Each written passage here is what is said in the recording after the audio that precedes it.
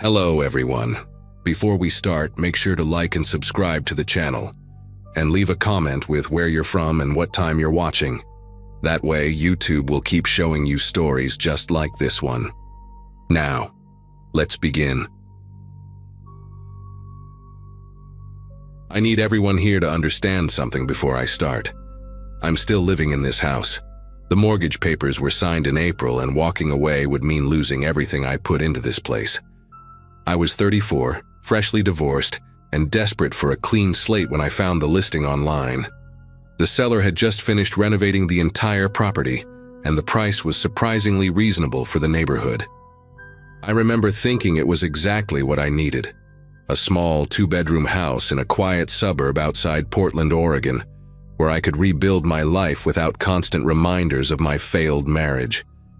The inspection went smoothly, the paperwork cleared without issues, and by May I was hauling boxes into what I thought would be my sanctuary. The first few weeks were exactly what I'd hoped for. I threw myself into unpacking, arranging furniture, and getting to know the neighbors.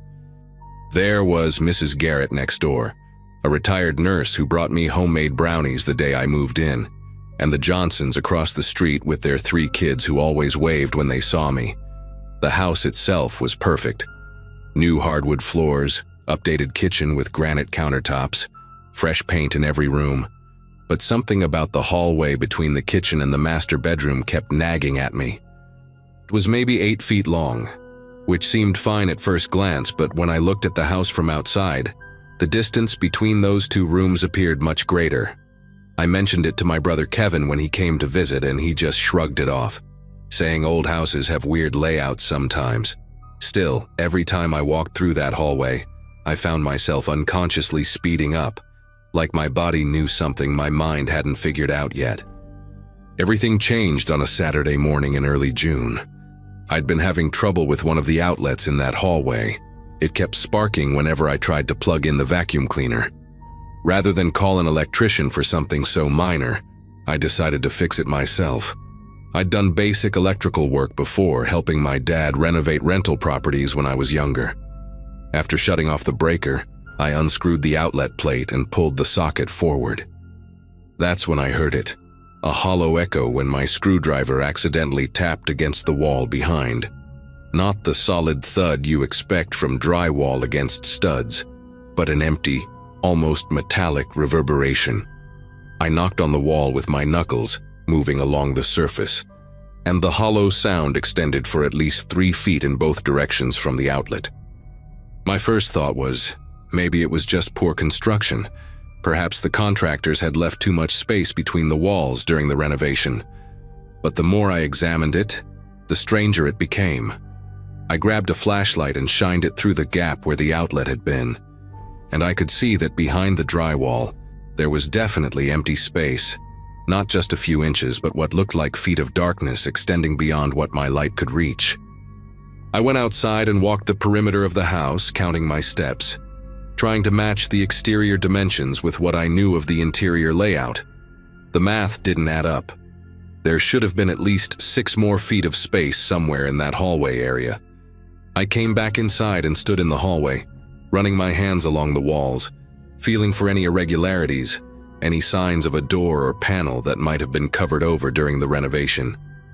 The decision to cut through the drywall wasn't made lightly. This was my house now, my investment, and I was about to deliberately damage it.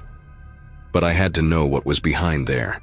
I started small, using a utility knife to cut a square about the size of a shoebox, right where I'd heard the strongest echo. As soon as I pulled away that piece of drywall, stale air hit me. Not moldy or rotten, but old and undisturbed, like opening a sealed container that had been closed for years. Behind the wall was definitely a room, narrow but deep. I enlarged the hole, cutting carefully until I had an opening big enough to squeeze through. The edges of the cut drywall were clean, and I could see this wall had been added recently. The studs were new, the insulation fresh. Someone had deliberately sealed this space during the renovation. I grabbed my flashlight and phone, making sure the video was recording in case I needed to document what I found, and squeezed through the opening. The hidden room was maybe 4 feet wide and 10 feet long, with bare concrete walls and a ceiling that was slightly lower than the rest of the house. The first thing that hit me was how organized everything was. This wasn't some forgotten storage space or construction mistake. In the center of the room sat a single wooden chair, positioned facing the wall I'd just come through. Above it, mounted on a bracket about 7 feet up, was an old camcorder, the kind from the late 90s or early 2000s, with a small LCD screen that had long since gone dark. Cables ran from the camera down the wall, disappearing into a hole near the floor. But what really made me stop breathing for a moment was what lined the far wall. Metal shelving units, industrial-looking, holding dozens of VHS tapes. Each tape had a white label, and as I got closer with my flashlight, I could read what was written on them in neat block letters. My address. 4827 Willow Drive. Every single tape had the same address, but with different dates written underneath. I picked one up at random. 4827 Willow Drive, March 15, 2017. Another one read, 4827 Willow Drive, September 3, 2015. The dates went back years, some as far as 2012. I'd only owned this house for 2 months. The previous owner, according to the real estate agent, had bought it in 2022 and spent a year renovating before selling it to me. These tapes predated all of that. I grabbed several tapes, my mind racing with possibilities. Were these surveillance recordings? Had someone been watching the previous residents? The chair's positioning suddenly made horrible sense. Someone would sit here, facing the wall that separated this room from the hallway, possibly watching or listening to whoever lived in the house. I noticed small holes drilled through the concrete wall at various heights, each about the width of a pencil. When I shined my light through one, I could see straight through into the hallway. They opened up behind picture frames and the thermostat, things you'd never notice unless you were specifically looking for them. My legs felt weak as I realized that this room, this setup, had been deliberately concealed during the recent renovation. Someone had known it was here and had chosen to wall it off rather than remove it, but they'd left everything inside intact. I needed to see what was on those tapes. I grabbed an armful, maybe 15 or 20 of them, and carefully made my way back through the hole in the drywall. My hands trembled as I remembered I had an old VCR in a box in the garage, something I'd kept from my marriage, thinking I might digitize some old family videos someday. It took me 20 minutes to find it and hook it up to the TV in my living room. I started with the oldest tape I could find, dated January 8, 2012. The screen flickered to life with that distinctive VHS quality, grainy and slightly warped. The image showed the interior of my house, but not my house as I knew it. Different furniture, different paint on the walls, but unmistakably the same rooms. The camera angle was from the hallway, looking into what was now my kitchen. A family was eating breakfast, a couple in their 40s and 2 teenage kids. They were just going about their normal morning routine, completely unaware they were being recorded. I fast-forwarded through hours of footage, watching this family's life unfold in rapid motion. Nothing sinister happened, just regular daily activities. I ejected that tape and put in another from 2014. Different family. The house had been redecorated, but again, it was just people living their lives, oblivious to the camera. Then I tried a tape from 2016. This time the house was empty, but I could hear footsteps and occasionally someone would walk past the camera's view. Always the same person, a man in his 60s wearing work clothes, like a maintenance worker or contractor. He would pause sometimes, stand in the hallway for minutes at a time, just breathing.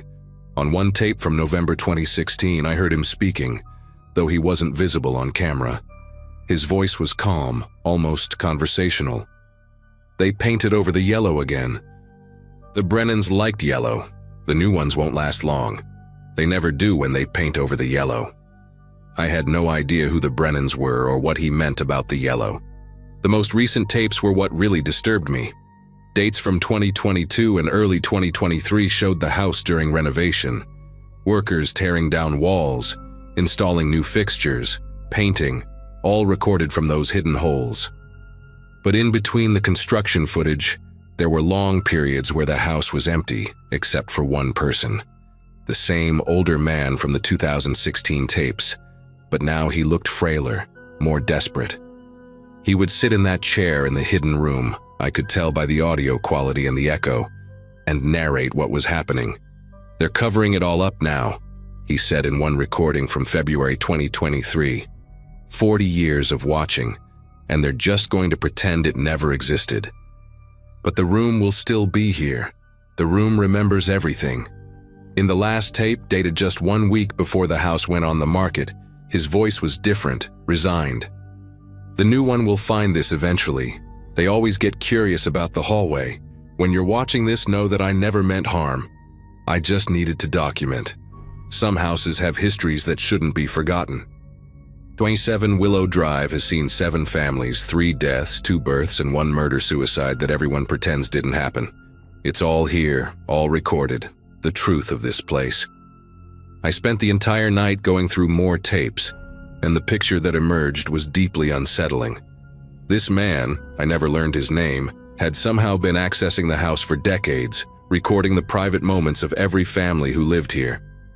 He had documented everything: arguments, celebrations, intimate conversations, children growing up, marriages falling apart. But more disturbing were his commentaries about each family, predictions about how long they'd stay, observations about their habits and routines. He'd been right about most of his predictions. The Nguyens lasted exactly 13 months, just as he'd said they would. The Brennans left after their daughter disappeared, something he'd recorded but never reported to anyone.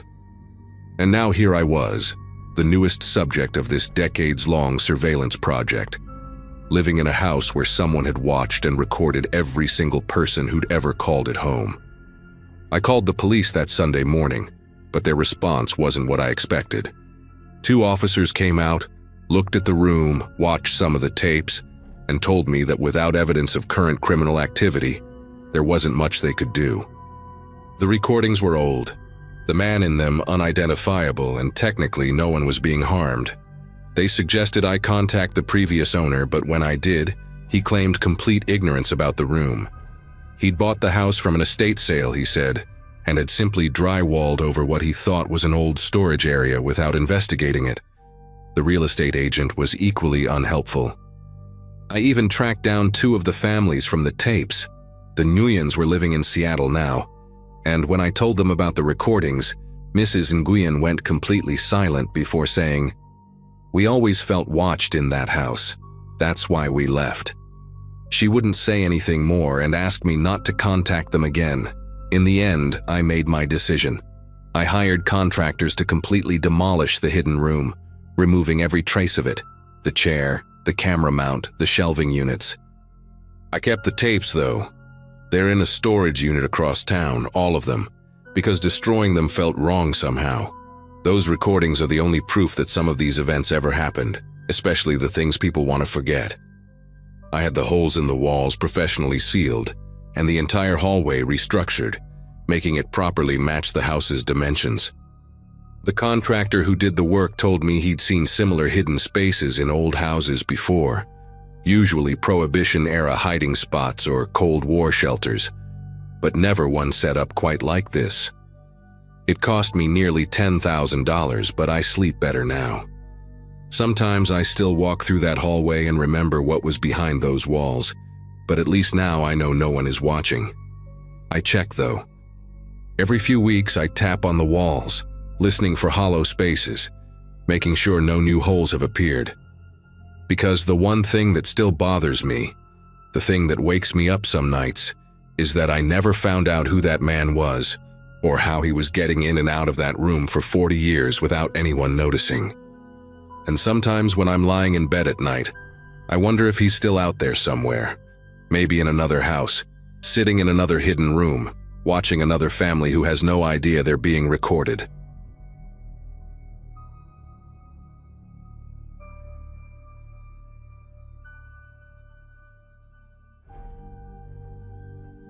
Last month, I finally bought my first house in suburban Kansas. A massive colonial that seemed way too good to be true at just $180,000. The realtor, This overly cheerful woman named Diane kept mentioning how the previous owner, Mr. Carlson, had suddenly relocated to Switzerland for work and needed to sell immediately. She showed me around the 4 bedrooms, the renovated kitchen with granite countertops, the huge backyard perfect for barbecues, and I remember thinking there had to be a catch somewhere. But the inspection came back clean, just some minor electrical updates needed, and the neighborhood seemed quiet with mostly families and retired folks. I'd been cramped in studio apartments for 8 years since college, saving every penny while working as an IT consultant, and this felt like finally making it. The closing went smoothly, almost too smoothly, with the seller's lawyer handling everything remotely, and I got the keys on a Friday afternoon in late October, when the leaves were just starting to turn. The first few days were perfect, just me unpacking boxes and setting up my home office in what used to be a guest bedroom upstairs. I'd wake up to actual sunlight instead of my neighbor's TV through thin walls, make coffee in my own kitchen without stepping over roommates' shoes, and walk around planning where everything would go. On my 4th day there, I decided to really explore the basement, since I needed to set up my workout equipment, and maybe create a small workshop area. The basement was already partially finished with drywall on most walls, and those interlocking foam floor tiles that the previous owner had installed, which saved me some money. But while measuring the space for my weight bench, I noticed the dimensions seemed wrong compared to the house's footprint above. Walking along the far wall with my tape measure, I discovered that behind a tall metal shelving unit, full of old paint cans, there was another door, painted the same beige as the walls, with a heavy-duty deadbolt that definitely wasn't standard residential hardware. The door wasn't on any of the blueprints I'd gotten during closing, and trust me, I'd studied those papers like my life depended on it, since this was my first major purchase. I pulled the shelving unit away from the wall, the metal legs scraping against the foam tiles and leaving black marks, and found myself staring at this weird industrial-looking door with no handle. Just that massive Medico lock that probably cost more than my monthly grocery budget. The paint job was sloppy around the edges, like someone had tried to make it blend in quickly, and there were scratch marks all around the deadbolt as if previous attempts to open it had failed. I went back upstairs to check the disclosure documents again, spreading them across my kitchen counter next to a cold cup of coffee, but there was absolutely nothing about a storage room or safe room or whatever this was supposed to be. Diane's business card was still stuck to my fridge with a smiley face magnet from the previous owner, so I called her right away, but it went straight to voicemail with a generic message saying she was showing properties and would return calls within 24 hours. That night I barely slept, just lying there in my new king-sized bed thinking about that door and what could possibly need that level of security in a suburban basement. Around 3 a.m. I went back down with a flashlight, even though the basement had working lights, somehow needing that extra brightness while I examined every inch of the door frame. The wood around it was newer than the rest of the basement finishing, maybe installed within the last 2 years based on the color difference, and when I pressed my ear against the metal, it felt cold, much colder than it should have been for an interior door. I tried picking the lock with some old tools from a phase in college when I thought lockpicking would be a cool hobby, but this lock was way beyond my amateur skills. The next morning, Saturday, I drove to Home Depot and bought a cordless angle grinder, safety goggles, and some cutting discs, telling myself I had every right to open any door in my own house, especially one that wasn't even supposed to exist according to the paperwork I'd signed. The grinding took longer than expected, almost 40 minutes of showering sparks and metallic screeching that probably had my new neighbors wondering what kind of lunatic had moved in next door. I had to stop every few minutes to let the tool cool down and wipe the sweat from my forehead, even though the basement stayed oddly cool for late October. When the lock finally gave way and clattered to the floor, bouncing twice on the foam tiles before rolling into a corner, I stood there for a solid minute just staring at the door.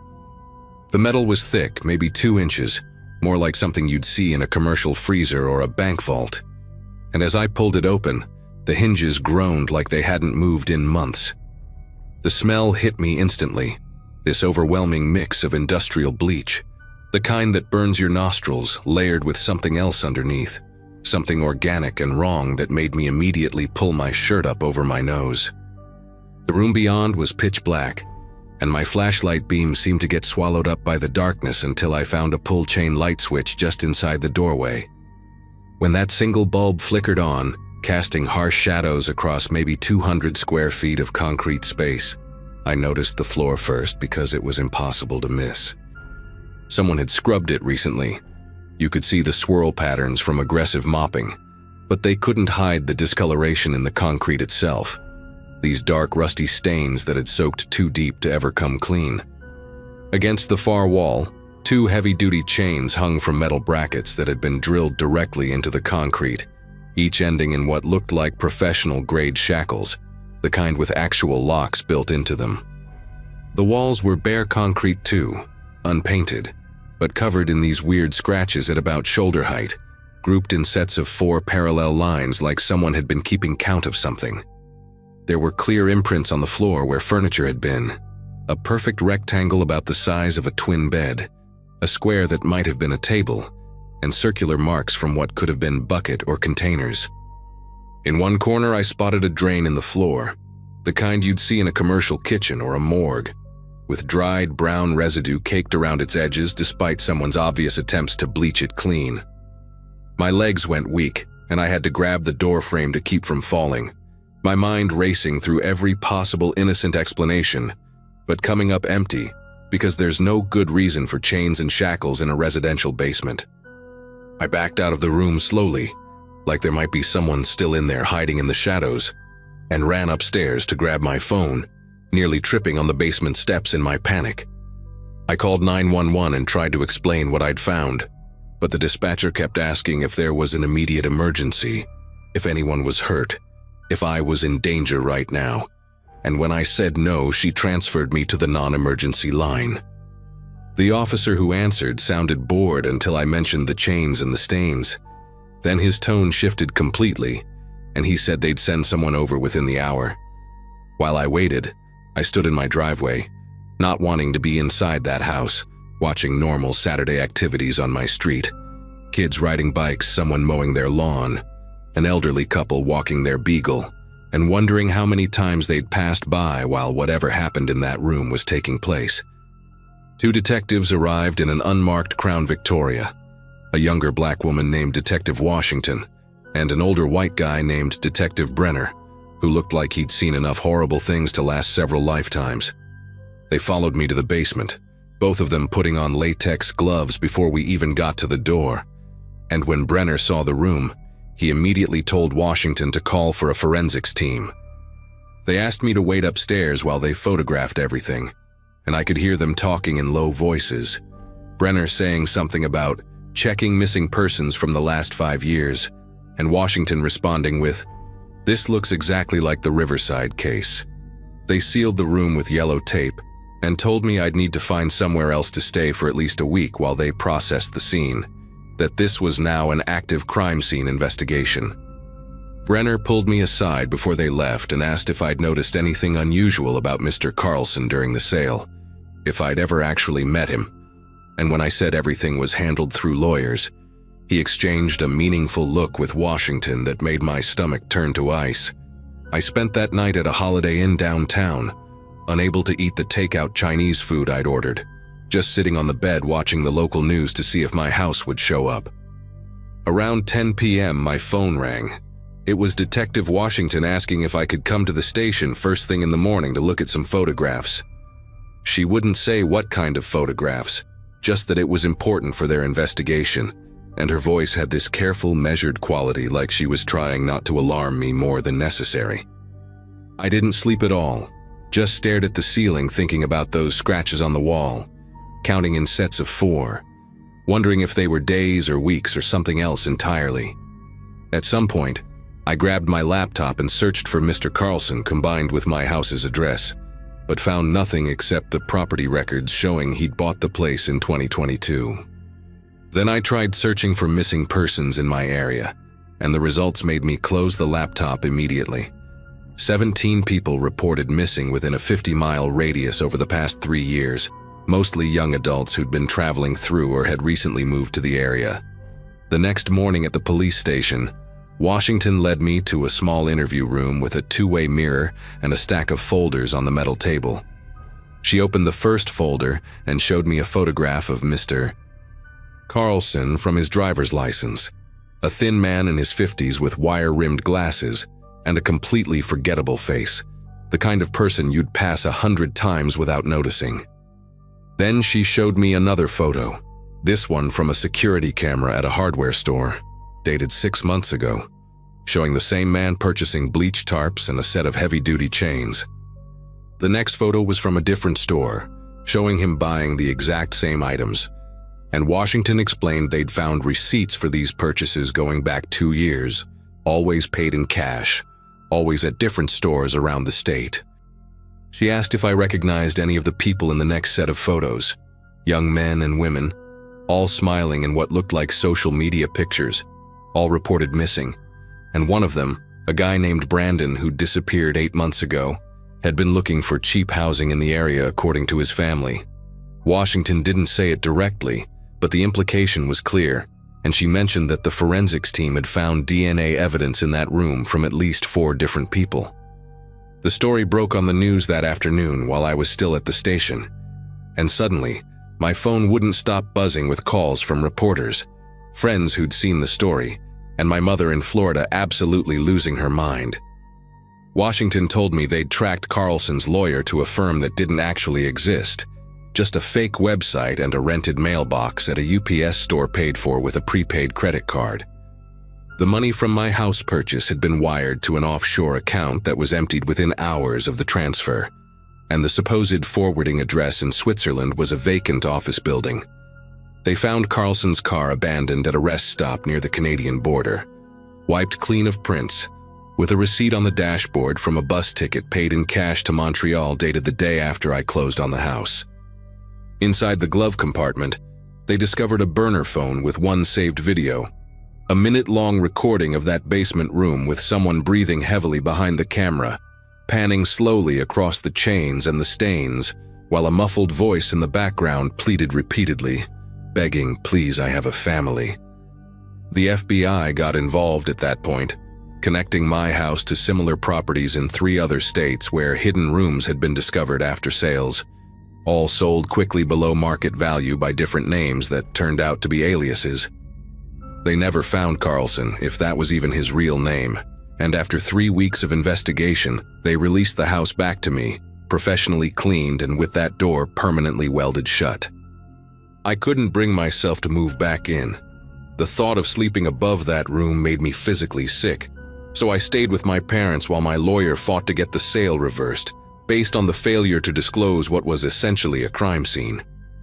The other buyers from the connected properties formed a support group that I attended once, but hearing their stories, one woman found old Polaroids hidden in her walls, another discovered human teeth in his garbage disposal, just made everything worse. Eventually, I took a massive loss and sold the house to a property developer who planned to demolish it and build condos, the only buyer who didn't care about its history. Before I handed over the keys, I went back one last time to grab a box I'd forgotten, and found fresh flowers on the front steps with no card, just white roses that reminded me of funeral arrangements. The demolition crew called me a month later saying they'd found another room, smaller, behind a false wall in the garage, this one with children's drawings taped to the concrete. But by then I'd already moved to a different state and changed my phone number, telling them to direct everything to the police.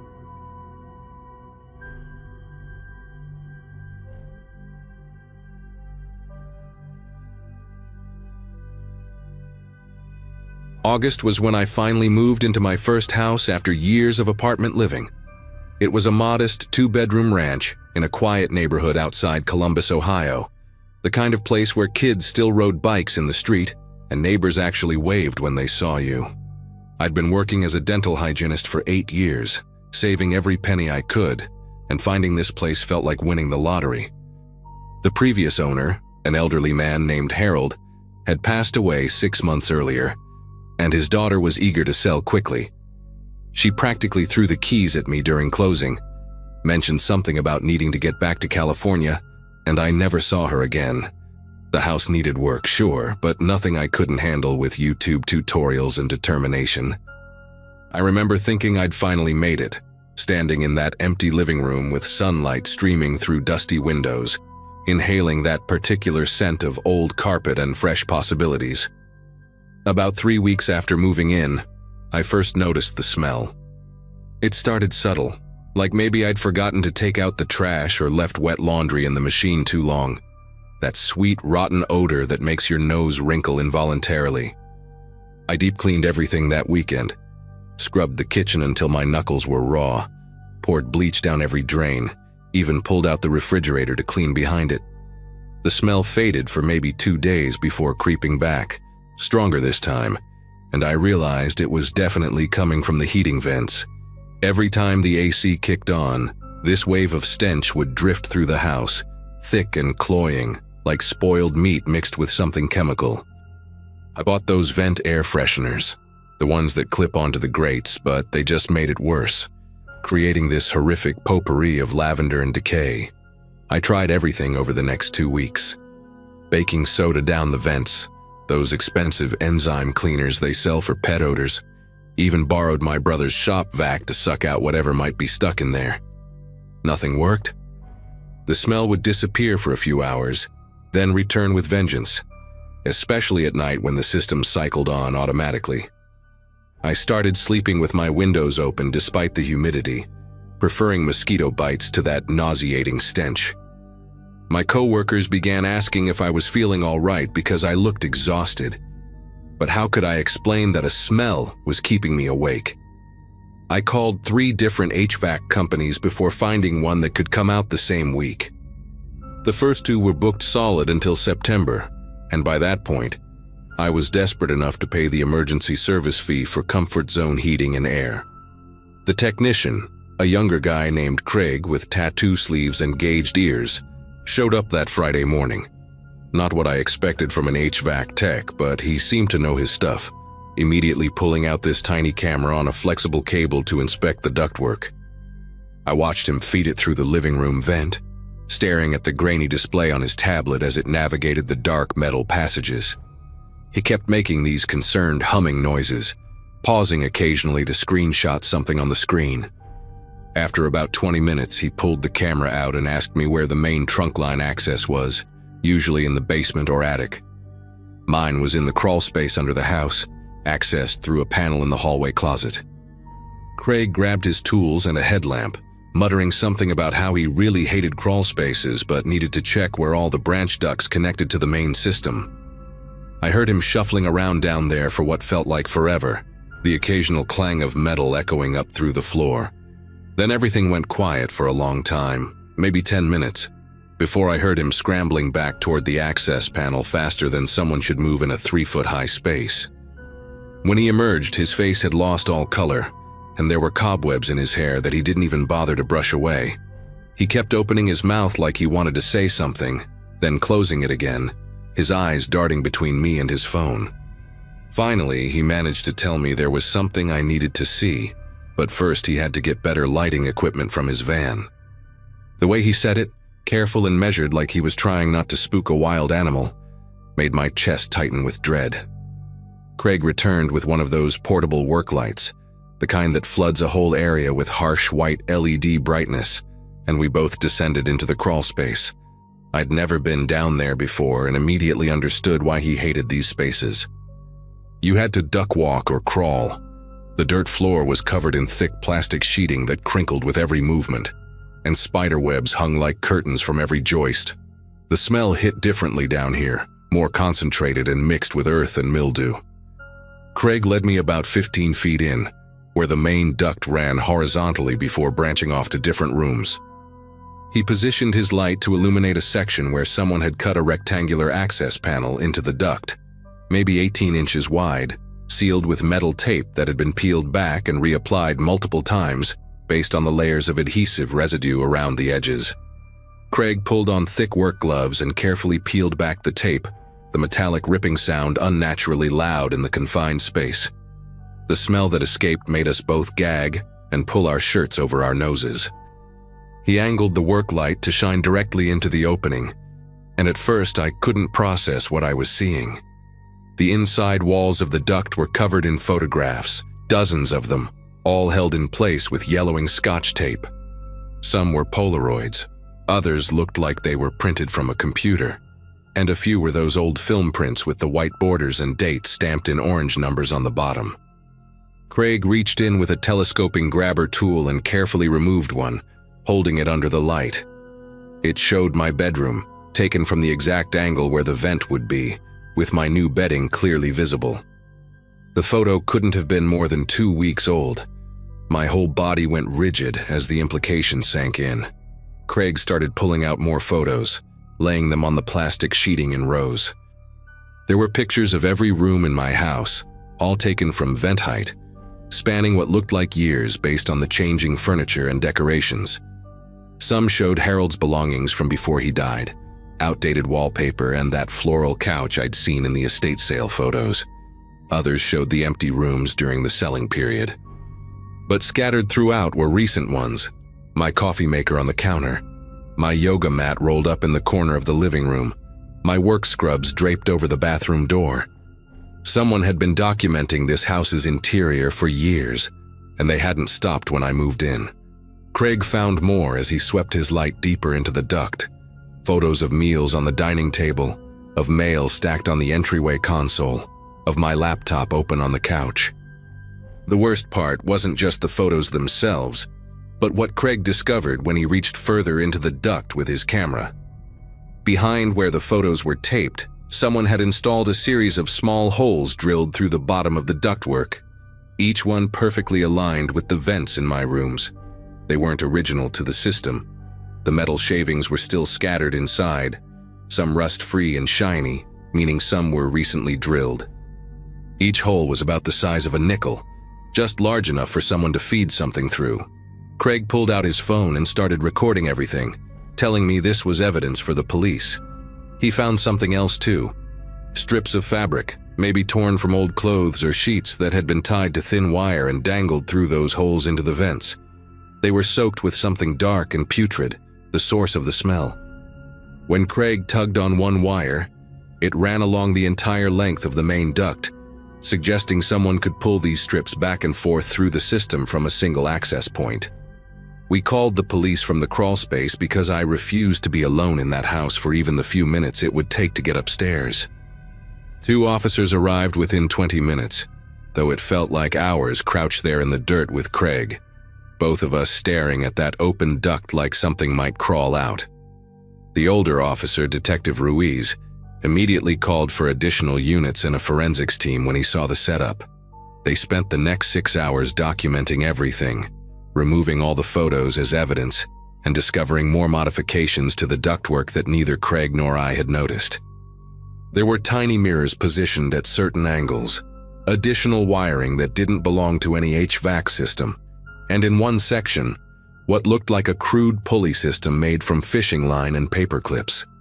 The detective kept asking me about Harold, his daughter, previous visitors to the house, anyone who might have had access during the estate sale or closing process. They never found who did it. The investigation revealed that the modifications to the ductwork went back at least 15 years, based on the different types of tape and materials used. Some of the oldest photos showed a family I didn't recognize, presumably the people who lived there before Harold bought the place in 2008. Detective Ruiz had a theory that someone had been using the crawlspace access for years, possibly someone who had worked on the house at some point and kept a key or knew about a way in. They found evidence of a makeshift living area in the farthest corner of the crawlspace: energy bar wrappers, water bottles, a folded tarp that might have been used as bedding. The forensics team said based on the dust patterns, someone had been there as recently as a few days before Craig opened that duct. They also discovered that one of the basement windows had been modified with a special latch that looked locked from the outside but could be opened with the right tool. Whoever it was had probably been coming and going for years, across multiple owners, documenting the lives of everyone who lived above. I moved out that same night, stayed with my brother and his family for 3 weeks while I broke my lease and found a new place.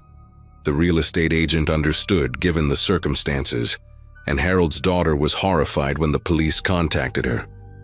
She remembered her father complaining about odd noises and smells in his final years, but everyone had attributed it to his declining health and mild dementia.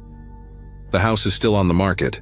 Last I checked, price dropped 4 times and full disclosure required about what they found.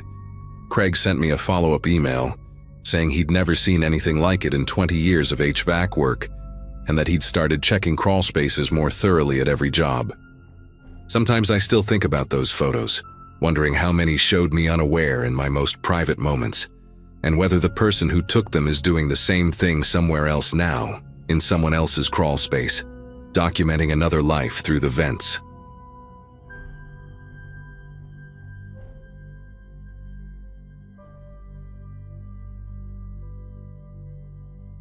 I never thought digging up my backyard would change everything about how I see my own home. It was early May when I finally bought my first house, a modest 2-story colonial in a quiet neighborhood just outside of Denver. After years of renting cramped apartments and dealing with impossible landlords, having my own place with an actual yard felt like winning the lottery. I was 28, working as a graphic designer for a local marketing firm, and my biggest worry at the time was whether I could afford new curtains for the living room. The previous owners, an elderly couple named the Fosters, had left the place in decent shape, but the backyard was overgrown with weeds that reached almost to my knees.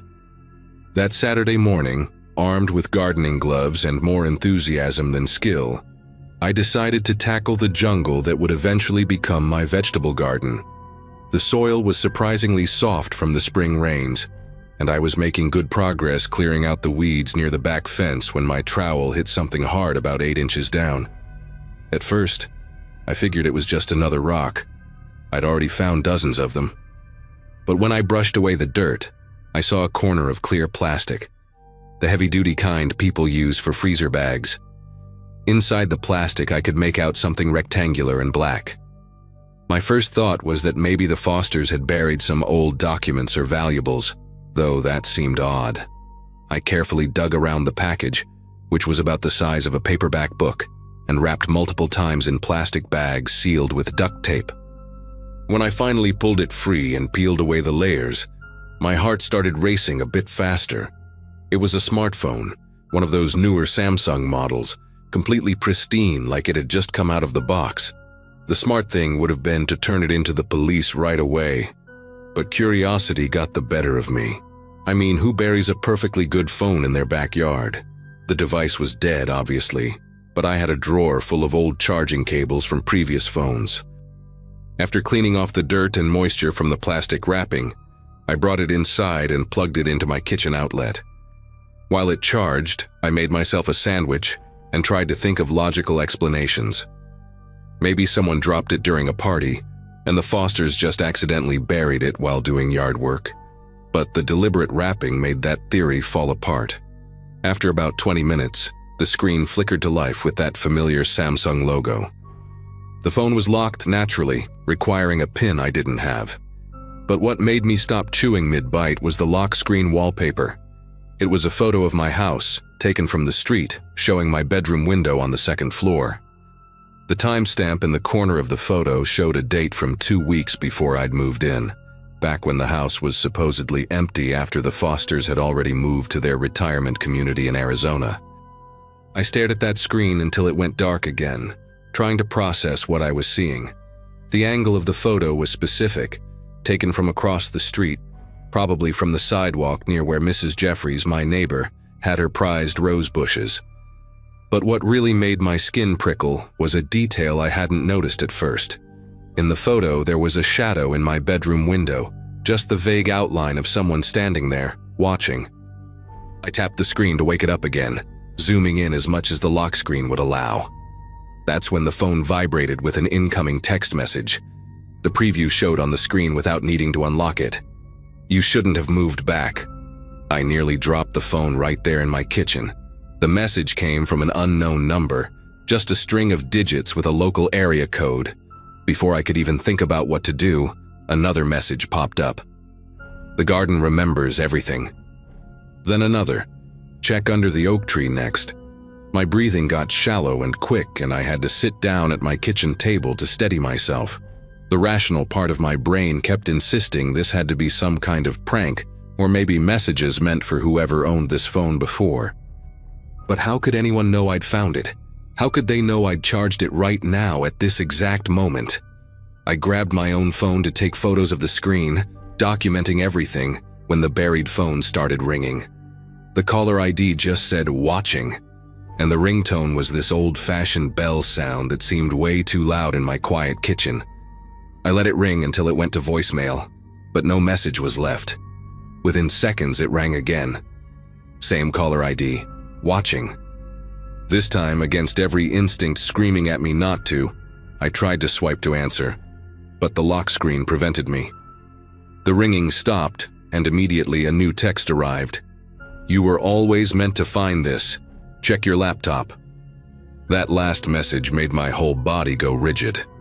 My laptop was closed on my coffee table in the living room, exactly where I'd left it that morning after checking emails.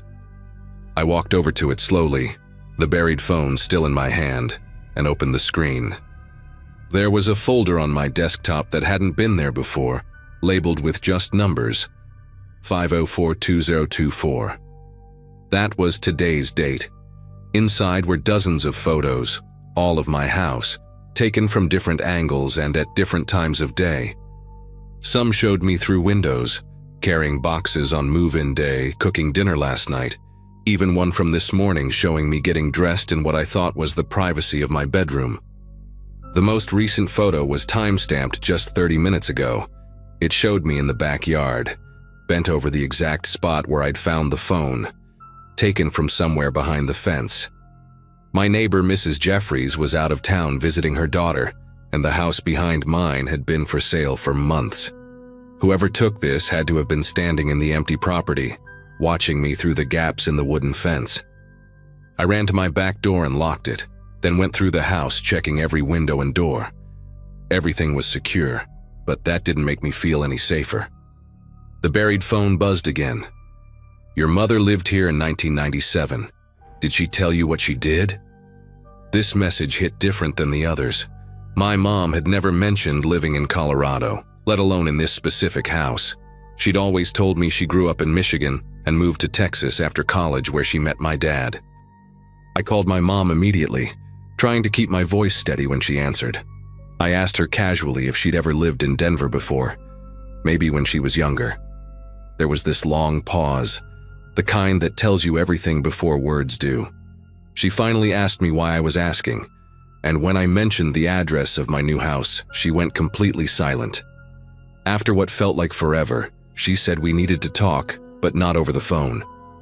She was booking a flight and would be there tomorrow morning. When I pressed her for answers, she just kept repeating that I needed to leave the house right now, stay in a hotel, and wait for her.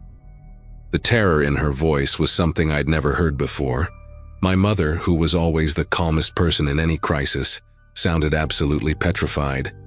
Before hanging up, she made me promise not to dig anywhere else in the yard and to definitely not go near the oak tree in the back corner. But after that call, I couldn't just leave. I needed to understand what was happening. The buried phone kept receiving messages. "She never told you about Nathan. He's been waiting." The oak tree grew from his guilt. Each message made less sense than the last, but they painted a picture of something my mother had been running from for decades. I grabbed a flashlight even though it was still afternoon. Somehow the house felt darker than it should. Through my kitchen window, I could see the oak tree my mom had warned me about. It was massive, probably 50 feet tall, with a trunk so thick I wouldn't be able to wrap my arms around it. The previous owners had built a small bench underneath it, and I'd actually eaten lunch there my first day in the house, thinking how peaceful it was. Now looking at it from inside, I noticed something I hadn't seen before. The ground around its base was slightly sunken, like the earth had settled unevenly over time. I was still staring at the tree when I heard footsteps on my front porch. Slow, deliberate steps, followed by a knock. Not the doorbell. 3 measured knocks. Through the peephole, I saw a man, probably in his 60s, wearing a faded brown jacket despite the warm weather. He had this weathered face like someone who'd spent decades working outdoors, and his eyes were this pale gray color that seemed to look right through the door. He knocked again, and when I didn't answer, he spoke. "I know you're in there, Kathleen." That was my mother's name. His voice was rough but calm, like he'd practiced this moment many times. "You look just like her. Same dark hair, same way of standing with your weight on your left foot." I glanced down. He was right, I was leaning left. She thought changing her name to Amanda would make me stop looking. Thought moving to Texas would be far enough. But I've been here, waiting, knowing someone would come back to this house eventually. The man stepped back from the door, and I watched through the peephole as he pulled out an old flip phone. My buried phone immediately buzzed with a new message. "Nathan wasn't supposed to die. Your mother pushed him." Another message. "I'm his brother. I saw everything from the upstairs window." My mind was racing, trying to piece together this nightmare. The man continued talking, his voice carrying through the door. She was 17, pregnant, scared. Nathan wanted to keep the baby, wanted to marry her, but Kathleen had other plans, didn't she?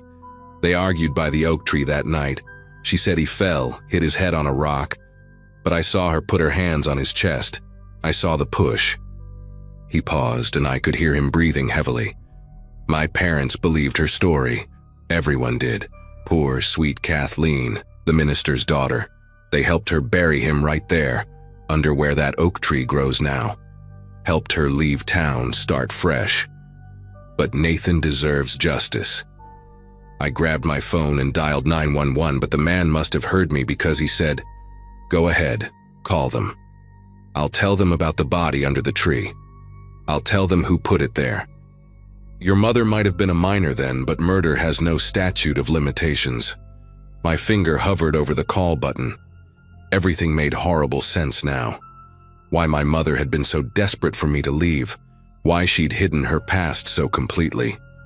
The man walked off my porch, but before leaving he called out, "I buried that phone 2 weeks ago when I heard someone bought the house. Wanted you to understand what this place really is. I'll give you and Kathleen 24 hours to decide. Either she comes back and faces what she did, or I make sure everyone knows the truth about Nathan's death. The DNA testing they have now, that body will tell its own story." I watched him walk down my driveway and get into an old pickup truck. The license plate was from Nebraska, mud-covered but visible. As soon as his truck disappeared around the corner, I threw clothes into a bag and got in my car, calling my mom as I drove to tell her he'd found us. My mother met me at a diner halfway between Denver and the airport. When she walked in, she looked older than I'd ever seen her, like she'd aged years in the hours since our phone call. We sat in a corner booth, and she told me everything. She had been Kathleen Foster. Yes, same last name as the elderly couple who'd sold me the house. They were Nathan's parents. The sick irony of me randomly buying that exact house wasn't random at all. Nathan's brother, Glenn, had been tracking our family for years through social media, public records, little digital breadcrumbs we never knew we were leaving. When the house went on the market after his parents died, he'd somehow manipulated the listing, made sure it appeared in my searches, even had someone at the real estate office steer me toward it. My mother explained that Nathan's death truly had been an accident. He'd been drunk, aggressive, grabbing at her when she tried to leave. She'd pushed him away in self-defense, and he'd fallen backward, hitting his head on a garden stone. But in 1997, in a small religious town, a pregnant teenager's word against a dead boy's memory wouldn't have meant much. Nathan's parents had helped cover it up not to protect her, but to protect their own reputation. We went to the police together that night. My mother told them everything, and they took her statement with surprising compassion. Turns out, Glenn had been harassing other people too. Nathan's old girlfriends, anyone connected to that time. The police had a file on him already. When they searched the property the next day, they did find remains under the oak tree, but the forensic evidence actually supported my mother's story. The angle of the skull fracture, the position of the body, all consistent with a backwards fall. Glenn was arrested for stalking, harassment, and criminal trespass. He'd been living in that empty house behind mine, had installed cameras, had been the shadow in my bedroom window that day he took the photo. The phone was his attempt at psychological torture, a way to make someone else feel the fear he imagined his brother had felt. My mother wasn't charged. The prosecutor said that even if they could prove manslaughter after all these years, she'd been a minor acting in self-defense. I never went back to that house, lost my down payment, but some things aren't worth salvaging. Mom and I are closer now, though. Secrets have a way of poisoning everything they touch, and finally having the truth out, as horrible as it was, somehow made us both free.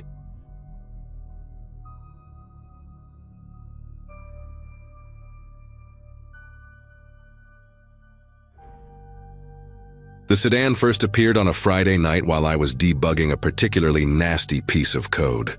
My coffee had gone cold hours ago, and the only sounds in the house were my mechanical keyboard clicking away and the hum of my computer fans. That's when the headlights caught my attention through the office window. A black car had pulled up across the street and just stopped there. Not parked, really, because the engine kept running, that low diesel rumble carrying through the quiet November air.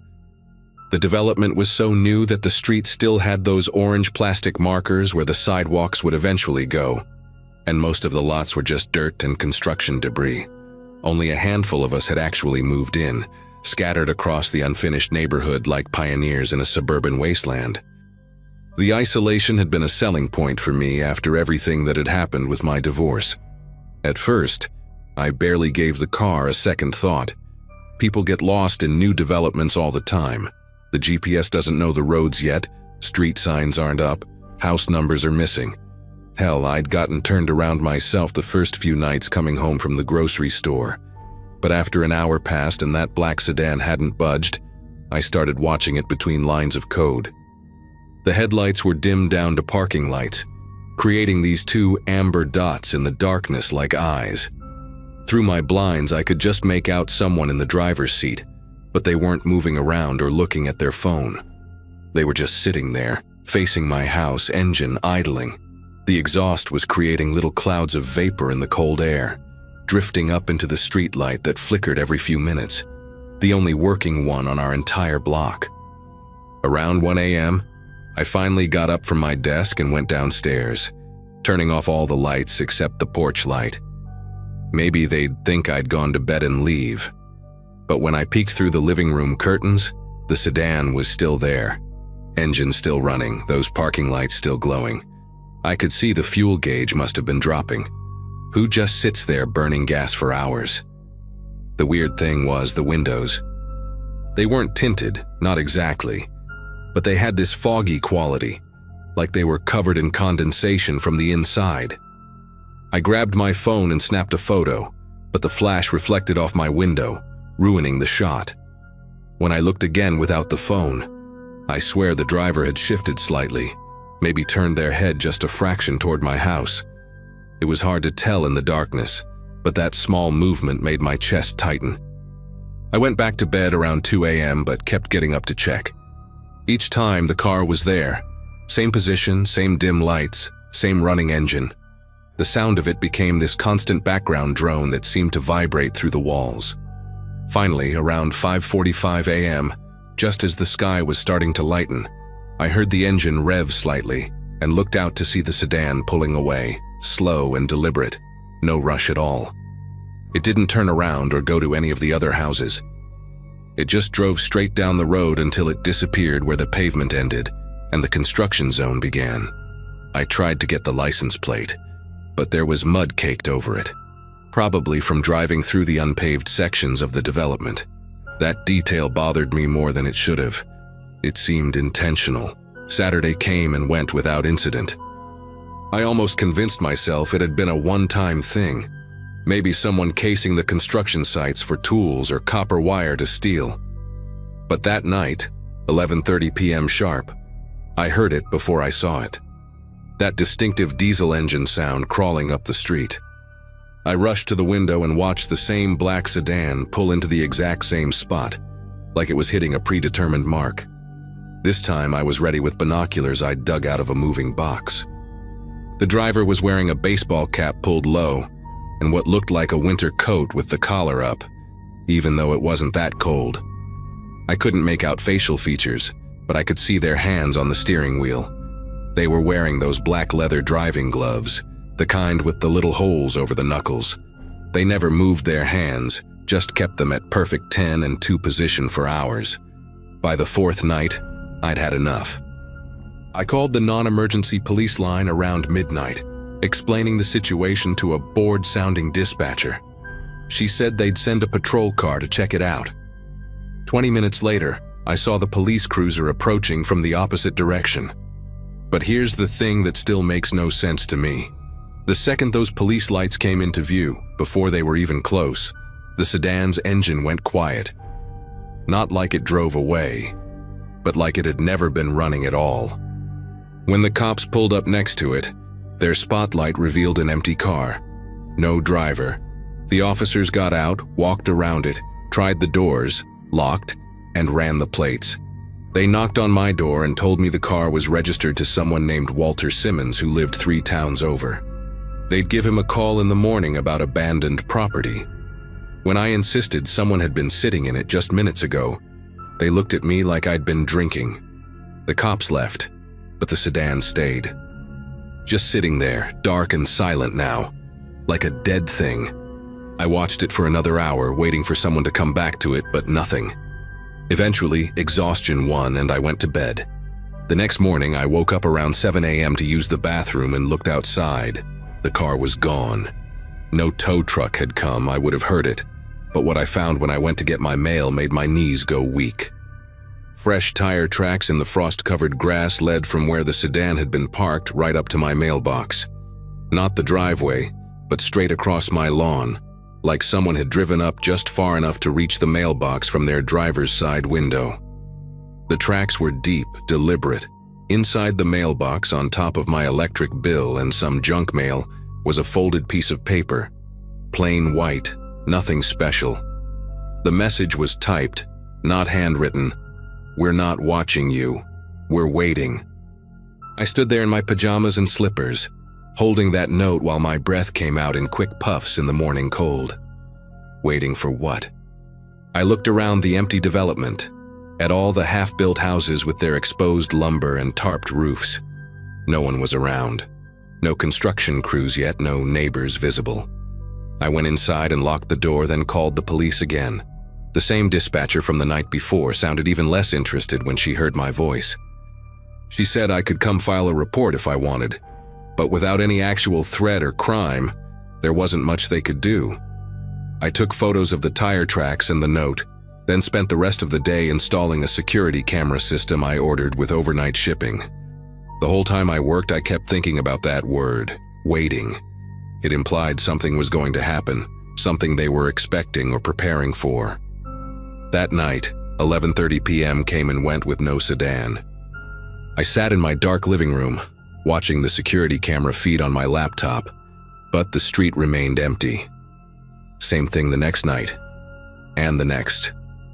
After a week of quiet, I started to relax, thinking maybe the note had been some sick prank, or the cameras had scared them off. I even laughed about it with my brother on the phone, calling it my weird suburban stalker phase. But on the 10th night, a Wednesday, something different happened. I was already in bed when my phone buzzed with a motion alert from the cameras. I checked the feed and nearly dropped the phone. It wasn't the sedan this time. It was a white van, no windows in the back, parked in the same exact spot. But that wasn't what made me grab my baseball bat and creep downstairs. It was the fact that my porch light was on, and I knew, absolutely knew, I had turned it off before bed. I stood in my dark kitchen, peering through the window at that van.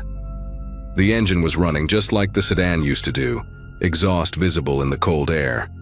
But this time I could see movement inside. Multiple shapes, maybe 3 or 4 people. They weren't trying to hide.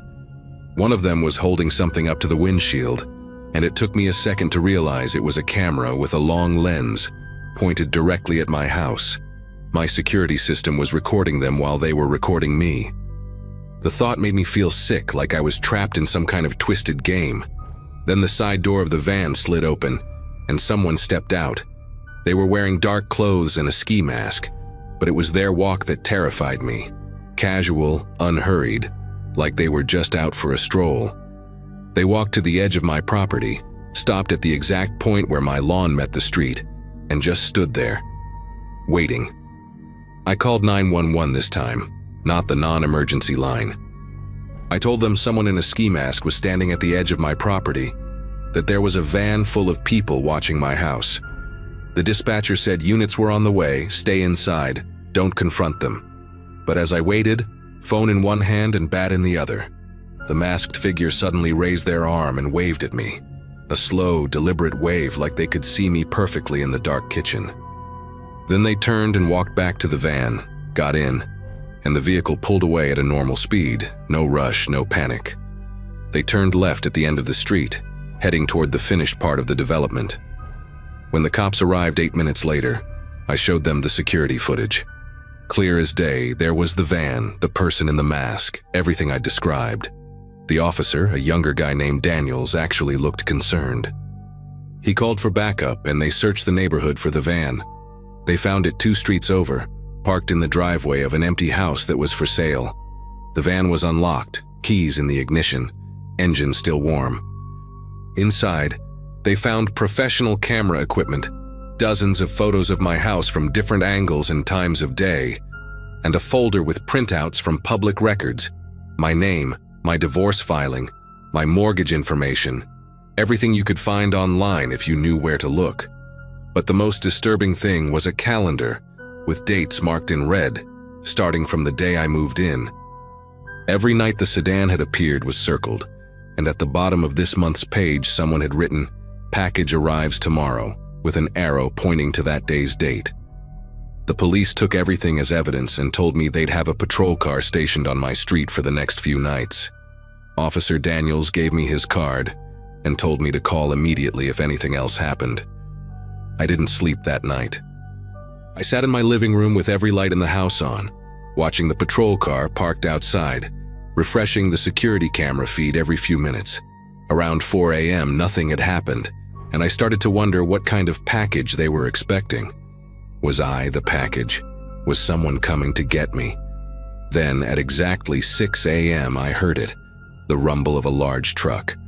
I rushed to the window to see a moving truck pulling up to the empty house 3 doors down from mine. 2 men got out and started unloading furniture like it was the most normal thing in the world. Behind the moving truck, a silver SUV parked, and a family got out. A couple with 2 young kids, maybe 8 and 10 years old. The woman waved at the patrol officer who had gotten out to watch. She walked over to him, and I could see them talking, her gesturing at the house, smiling. Normal new neighbors moving in. Except I recognized her walk immediately. It was the same gait, the same shoulder movement as the masked figure from the night before. The patrol officer eventually drove away after helping them carry a couch inside. I stood at my window, watching this family move in, feeling like I was losing my mind. Then the woman looked directly at my house and waved, that same slow, deliberate wave. I grabbed my phone to call Officer Daniels, but stopped when I saw a text from an unknown number. It was a photo of me, taken from inside my own bedroom 2 weeks ago, showing me sleeping. The timestamp was from the first night the sedan had appeared. The message below it read, "We waited for the right house to become available. We're home now. Stop calling the police or we'll have to introduce ourselves properly. Some neighbors just want privacy." I packed a bag and left within an hour. Stayed in a motel for 3 days while I arranged to break my lease. The property management company charged me a fortune in fees, but I didn't care. I drove past once to get the rest of my things, and that family was outside, playing in their yard. The woman smiled and waved. I never went back.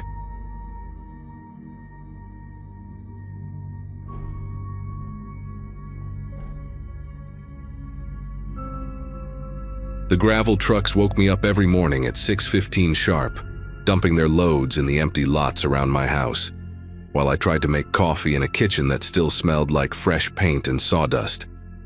Southern Illinois in February isn't exactly paradise, especially when you're living in what's basically a construction zone, pretending to be a neighborhood.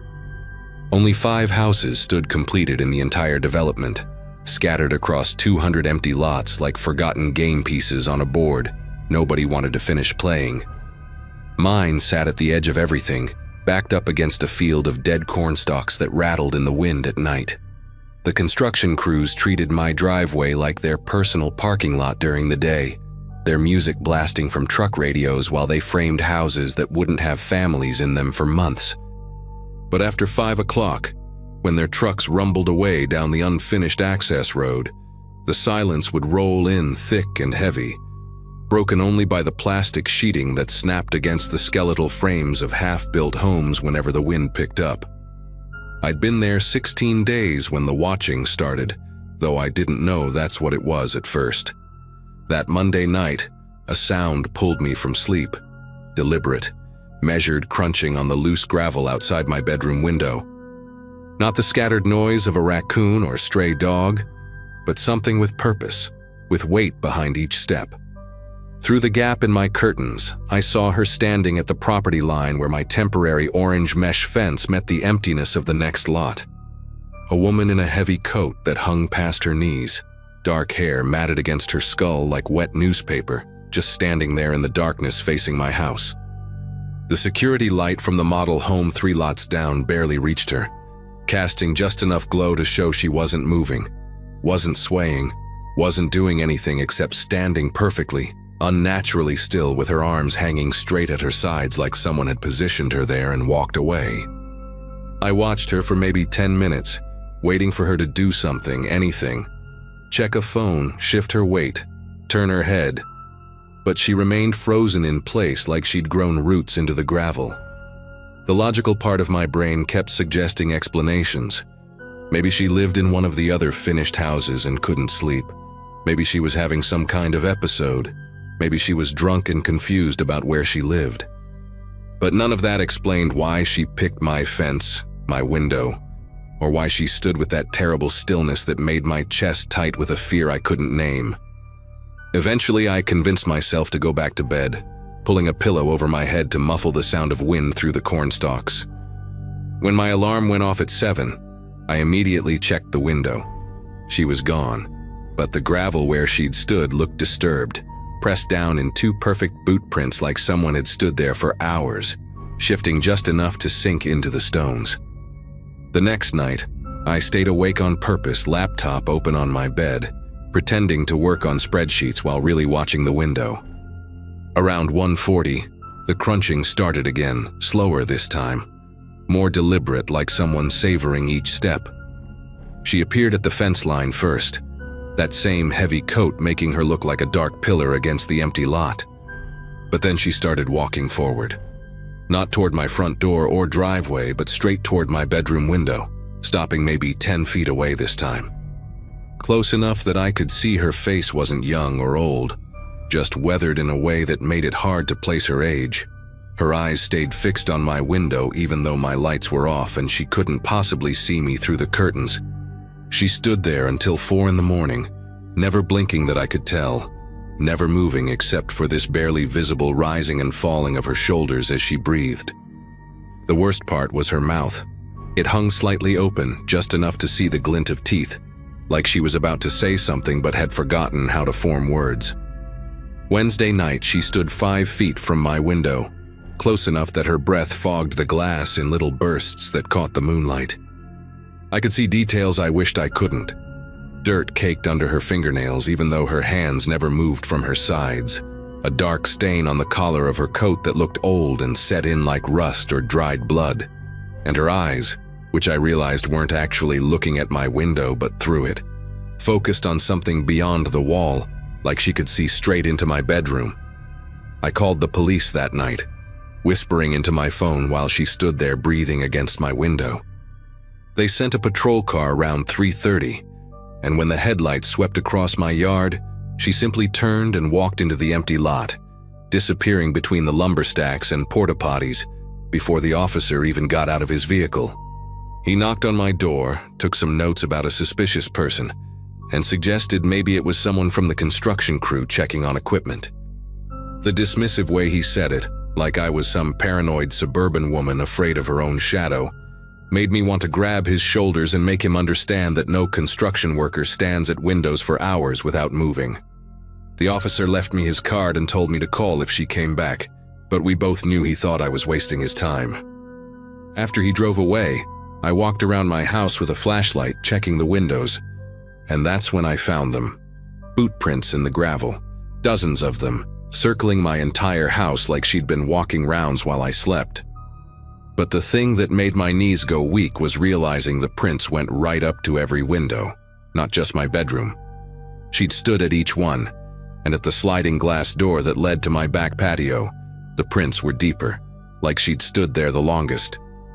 Some of the prints overlapped, creating this chaotic pattern that reminded me of dance steps or someone pacing while working through a problem in their head. I followed them with my flashlight until they led to the edge of my property, then continued in a straight line through the empty lot, past the construction equipment, and disappeared into the darkness where the streetlights hadn't been installed yet. I didn't sleep the rest of that night, just sat in my living room with every light in the house blazing, and a kitchen knife on the coffee table that I knew wouldn't help, but made me feel less helpless.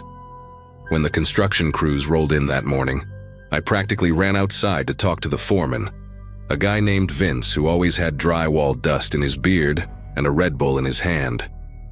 I told him about the woman, showed him the boot prints that were already being scattered by workers walking through them, and asked if any of his crew had seen someone matching her description hanging around the site after hours.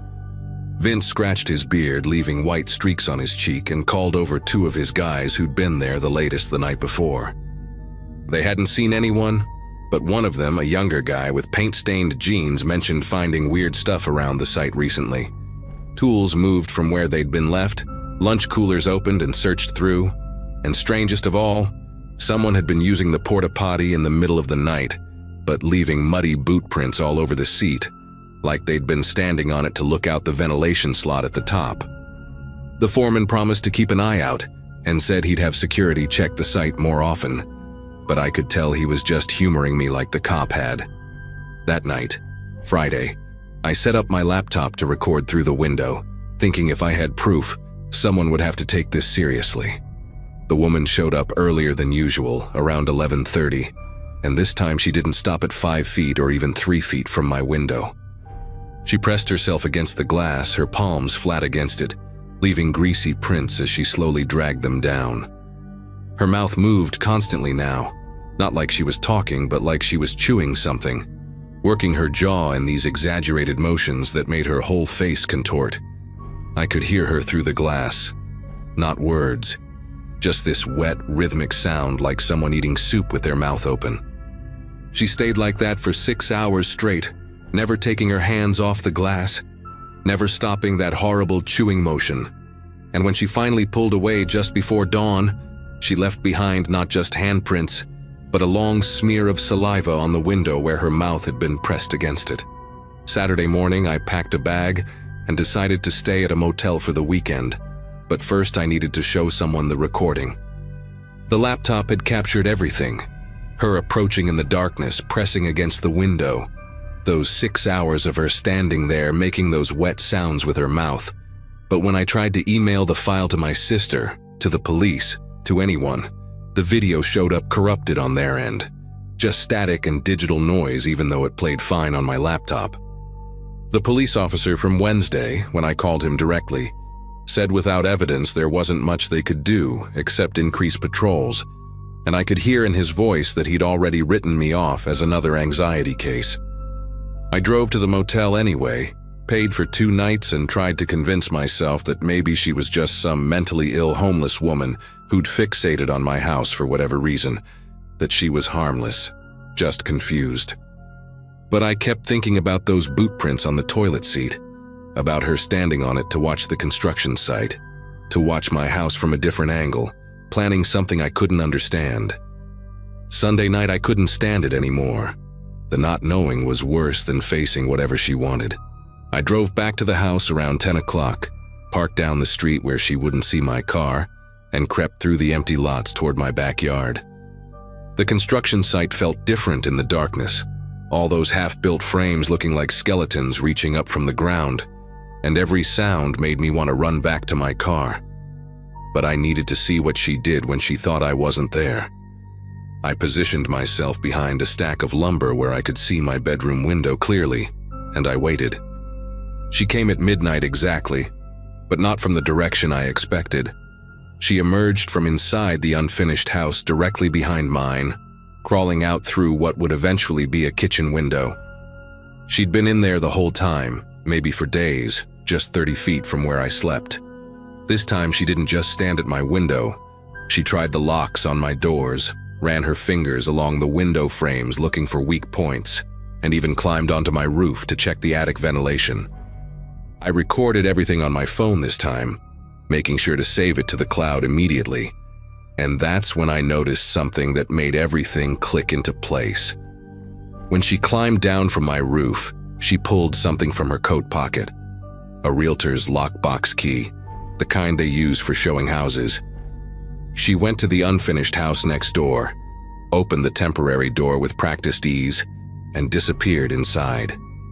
I heard drawers opening, the sound of running water even though the plumbing wasn't connected yet, and realized she'd been living in these shells of homes for who knows how long, moving from one construction site to another, using the empty houses like her personal network of hiding spots. The next morning, Monday, when the crews arrived, I was already there with my phone, showing Vince and then the police the video of her with that lockbox key.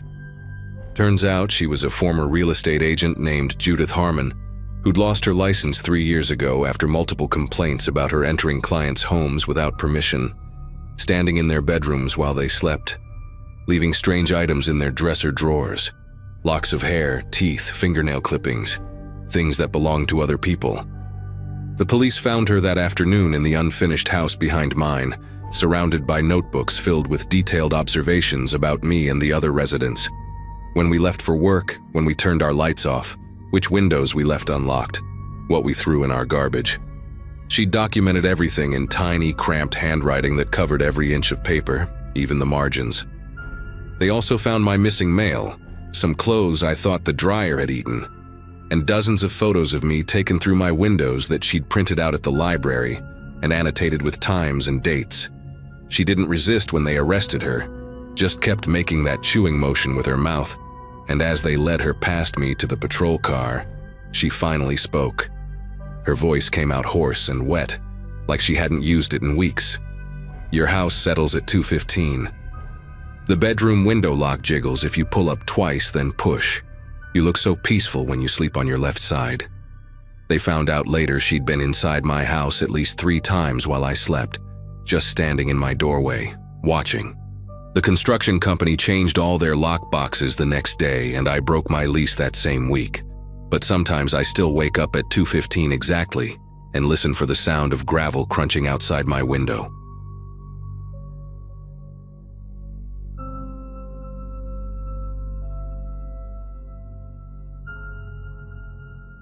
Started on a quiet weekend after we'd finally settled into that old rental house near the edge of town.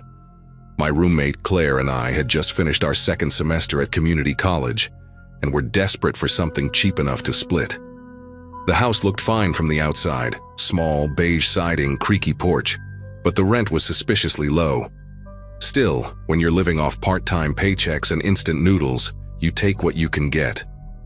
We convinced ourselves the uneven floors and that faint, musty smell were just signs of character. The landlord, a man named Mr. Henley, barely said 10 words during the walkthrough. He handed us the keys, muttered something about the place being old but sturdy, and left before I could ask about the patch of fresh paint behind the laundry area. We didn't think much of it then. Over the next week, we tried making the house feel like ours, hung string lights, deep cleaned every surface, and laughed about how creepy it felt at night when the pipes groaned. But there was always this subtle, stale odor that no amount of air freshener could cover. One Saturday morning, Claire decided to move the washing machine to clean behind it. The thing was ancient, rusted around the base, and it took both of us straining to push it forward. When we finally did, a puff of dust rose into the air. And that's when I noticed the outline of a small, square panel on the wall. The paint around it was a slightly different color, like someone had covered it hastily. A tiny padlock dangled from a latch near the bottom. Claire tapped on it with her knuckle, and the hollow sound that came back sent a strange chill through me. We didn't have the key, obviously, but Claire was determined to see what was behind it. She grabbed a flathead screwdriver and started working the lock loose while I held the flashlight. The metal creaked, scraped, and finally snapped open after several tries. When she pulled the panel off, stale air rushed out, cold and heavy, like it had been sealed for years. Behind it was a narrow crawl space barely wide enough for one person to squeeze through. The flashlight beam cut into the darkness, revealing what looked like a pile of fabric and plastic deep inside. For a second, I thought it was just old insulation or junk from the previous tenants. Then I saw a blanket, wrinkled, and still shaped like someone had just been lying under it. Claire thought it was hilarious at first, joking that we'd found a secret bunker. She shoved the flashlight further inside while I crouched beside her, half curious, half uneasy. The beam landed on scattered items: a crumpled fast food bag, an empty water bottle, a stack of magazines warped from moisture. None of it looked decades old. I remember noticing the expiration date on a granola wrapper. It was from only a few weeks earlier. My laugh came out short and nervous. Claire didn't say anything after that. She just stared deeper into the darkness like she expected something to move. We argued quietly about whether to go in. Claire said we should check it out, that it was probably a raccoon nest or some drifter's stash from before we moved in. I didn't like either option. Still, she convinced me to at least shine the light around once more. When she reached her arm in farther, her voice trembled slightly as she said, "There's a blanket down here, and it's warm." That word, warm, didn't make sense. The crawl space had to be freezing. I took the flashlight, leaned closer, and saw it for myself. A faded blue blanket bunched up like a cocoon, a dent in the middle where someone's body might have rested not long ago. We both backed away, leaving the panel open. The air in the laundry room suddenly felt heavier, like the walls were holding their breath. Claire wanted to call the landlord, but I insisted we call the police first. She hesitated, worried we'd sound ridiculous, but the idea of that warm blanket sitting there made my voice crack when I told her I wasn't spending another minute in that room. While she called, I stood in the hallway, staring at the washing machine we'd pushed aside, expecting to hear something crawling beneath the floorboards. The police arrived faster than I expected. 2 officers who looked equally tired and skeptical. One of them crouched down, shined his own flashlight inside, and whistled quietly. The other asked if we'd noticed anything missing or disturbed. We hadn't. They crawled in with masks and gloves, spending maybe 10 minutes inside before emerging. Their faces had changed. They found a backpack, half filled with clothes, a toothbrush, and a small radio still tuned to a static-filled station. The officer said whoever had been living there probably slipped out once they heard us moving the washer. He didn't sound sure, though. That night, Claire couldn't sleep. Every sound made us jump. The house settling, a branch brushing the siding, the faint hum from the refrigerator. The officers had promised to send someone by to check the property again in the morning, but that didn't make either of us feel better. Before going to bed, I stacked a chair under the back door handle and kept a kitchen knife beside the mattress. The crawlspace panel was still open. The police said to leave it like that, just in case. The idea that someone might have been slipping in and out beneath our feet made the air feel unsafe, like even the floor couldn't be trusted. Around 3 in the morning, Claire whispered my name from her room. Her voice sounded tight, almost strangled. I rushed in, and she pointed to her window. The curtain was moving, not from wind, but slow, steady movement, as if someone had brushed past it. We stood frozen for what felt like forever, until we heard a soft scrape outside, then footsteps fading toward the back fence. When the police came again, they found fresh prints in the dirt behind the laundry room. Whoever it was, they'd circled back. By the next afternoon, we packed our things. Mr. Henley didn't seem surprised when we told him why we were leaving. He just sighed, said, "Happens sometimes with these older homes," and offered to refund half the month's rent. That single sentence told me everything I needed to know. Someone had lived there before, maybe without his permission, maybe not, and he'd chosen to ignore it. As we loaded the last box into the car, I saw the crawl space still open, the shadows inside looking deeper than they should have been. A few weeks later, the police called. They'd found signs of multiple entries under the house, handmade shelves, scattered clothes, and a sleeping bag buried under the floorboards near the kitchen. No fingerprints matched anyone in their system. They said whoever had been there probably moved on. But sometimes I dream about that blanket, the dent where a body used to be, and how the air that came out felt alive.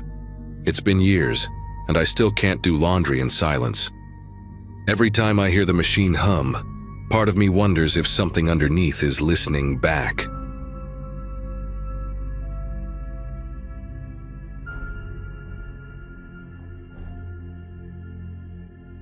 The first night in the new house felt heavier than I expected. Not bad, just heavier, like the air carried something old that hadn't moved in a long time. My wife, Erin, had already unpacked most of the kitchen while our son, Luke, ran around testing every light switch he could find. The place was bigger than our old townhouse and had that creaky charm she loved. Around midnight, when the boxes finally stopped calling for attention, I stepped out to the backyard to breathe a little. That's when I saw it, the faintest orange glow leaking through the attic vent above the garage.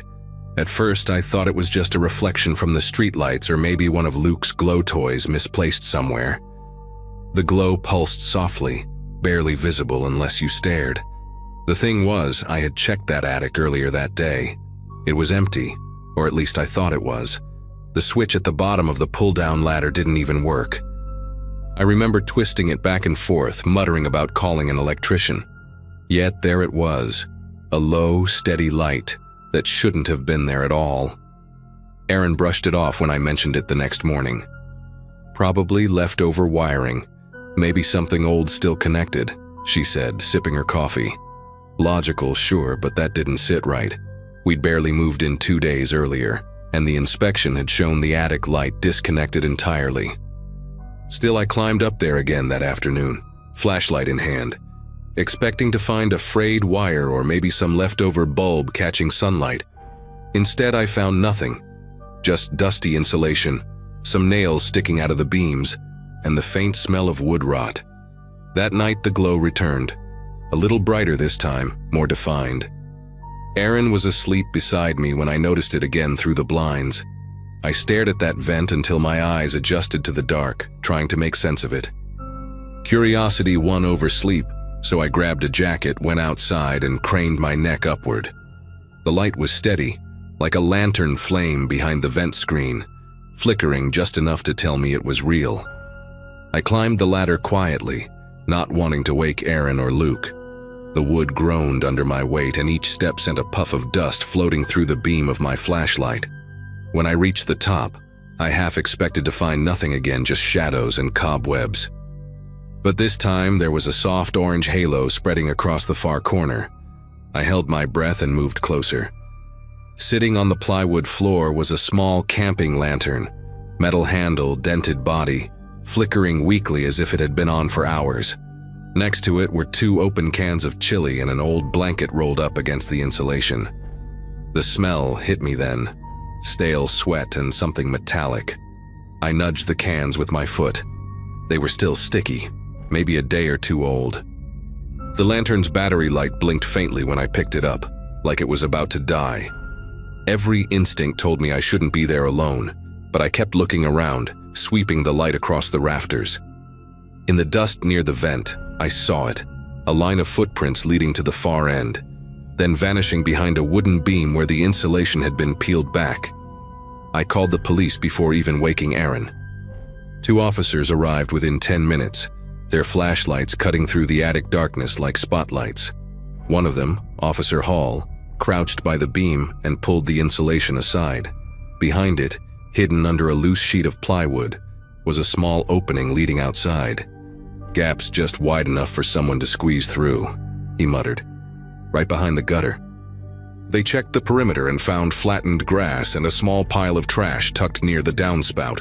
Empty water bottles, food wrappers, even a toothbrush. When they came back inside, Hall said whoever it was had probably been living up there for weeks, maybe longer. The thought made my chest tighten. Erin stood at the bottom of the ladder holding Luke, who clung to her shirt, half asleep but sensing something was wrong. The officer took our statement, said they'd patrol the area for a few nights, and left us with a strange kind of silence. The attic light never came on again after that night. But sometimes when the wind hits the roof just right, I still hear faint creaks above our bedroom, too soft to be certain, too familiar to ignore. For weeks after that night, I couldn't shake the feeling that we'd been watched.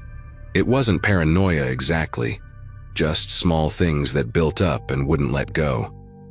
I'd find scuff marks on the inside of the garage door or crumbs near the storage shelf we rarely used.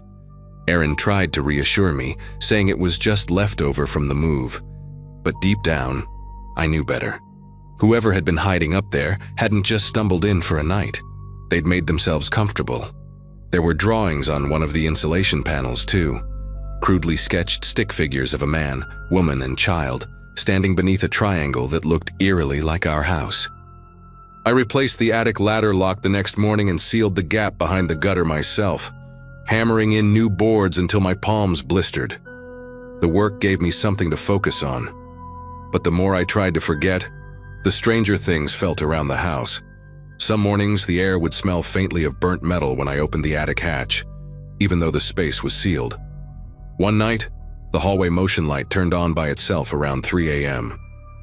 And the dog, our usually fearless retriever, stood staring up at the ceiling, growling low like it recognized something I couldn't see.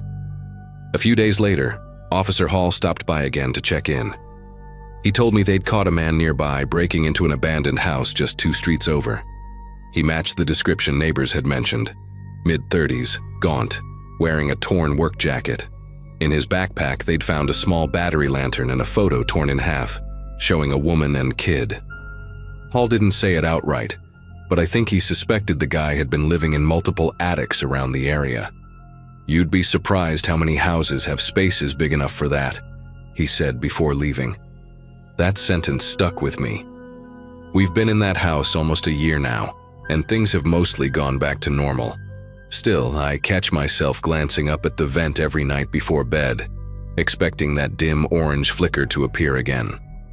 It never has, but the memory of it, the quiet pulse of light in a place that should have been dark, stays with me. Sometimes I wonder what he watched, what he heard, while we lived below him, laughing and arguing and making dinner like nothing was wrong. Maybe that's the part that unsettles me the most, knowing that for weeks, our lives were someone else's secret show.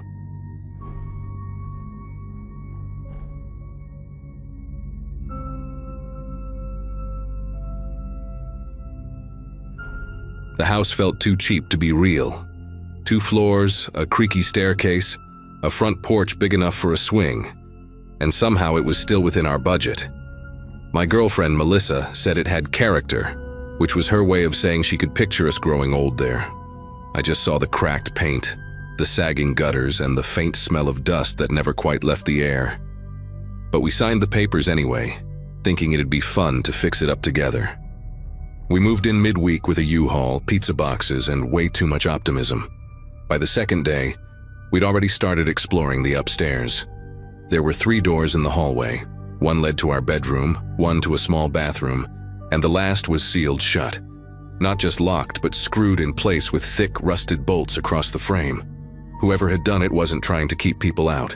It looked more like they were trying to keep something in. Melissa thought maybe it was a safety thing, some old renovation shortcut. I remember joking that we'd just found our haunted room, though saying it out loud didn't feel as funny as I expected. It took us about an hour to pry the screws loose. The wood groaned like it hadn't been touched in years. And when the door finally gave, a wave of stale air poured out. Inside was a small, square room, barely big enough for a crib or a desk, and the walls were freshly covered in light blue wallpaper with tiny clouds printed across it. It didn't match the rest of the house at all. In the corner, an old baby monitor was still plugged into the outlet, The little red light on the receiver faint but alive. It was eerie, like someone had just been there. Melissa unplugged it right away and tossed it on the dresser in our bedroom. We didn't talk much about the room after that. She suggested painting over the wallpaper, maybe turning it into storage once we cleaned it out. But that night, around 2 in the morning, I woke up to the sound of faint static. That low, constant hiss that you recognize instantly if you've ever used a baby monitor. The one we'd left unplugged was glowing again, sitting on top of the dresser, the light steady and red. At first I figured Melissa must have plugged it back in without telling me, maybe just curious to see if it still worked. But when I asked her the next morning, she swore she hadn't touched it. The cord was still twisted from where she'd yanked it out the day before, and the plug itself looked bent. I checked the outlet and realized the monitor wasn't even connected to the wall anymore. It was dead, yet that tiny red light had been glowing in the dark. I didn't say anything else. We both just kind of brushed it off, pretending it didn't matter. Later that afternoon, we tried to keep ourselves busy fixing the kitchen shelves, but I couldn't stop glancing toward the stairs. Every creak, every soft sound coming from above made me think about that little room. Around dusk, Melissa went up to grab her phone charger, and I heard her call my name. Her voice was shaky, but not quite scared. Not yet. I went up, and she pointed to the baby monitor on our dresser. The receiver had turned on again, this time flashing green like it was picking up sound. Only there was no transmitter. The one we found in the small room was still lying unplugged inside a cardboard box downstairs. That night, we decided to leave the monitor outside on the porch, just to make sure we weren't losing our minds. Around midnight, we heard it again, faint static through the house, like it was trying to speak through the walls. I went out and checked the porch. The monitor was still there, light dead. When I came back upstairs, Melissa was sitting up in bed, pale and silent. The sound wasn't coming from outside anymore. It was coming from our bedroom, soft and rhythmic, like breathing through a speaker, the kind of sound that doesn't belong in an empty house. We didn't sleep much after that. I turned on every light upstairs and checked every room, even the attic hatch. Nothing. The air felt heavier, like the temperature had dropped a few degrees. Melissa sat on the edge of the bed, clutching the blanket while I unplugged the monitor again and wrapped the cord around it until it stopped blinking. Just before dawn, I swear I heard a baby's faint laugh coming from that sealed room. Short, quiet, almost playful, followed by a sharp crack from inside the wall, like someone knocking from the other side. The following morning, sunlight made everything seem less threatening, but Melissa wanted that room sealed again. I didn't argue. We borrowed a drill from the neighbor, and I screwed the bolts back in place exactly where they'd been.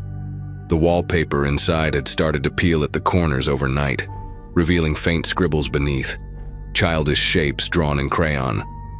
When I touched one, the paper tore, and underneath I could see another layer of paint. Pink.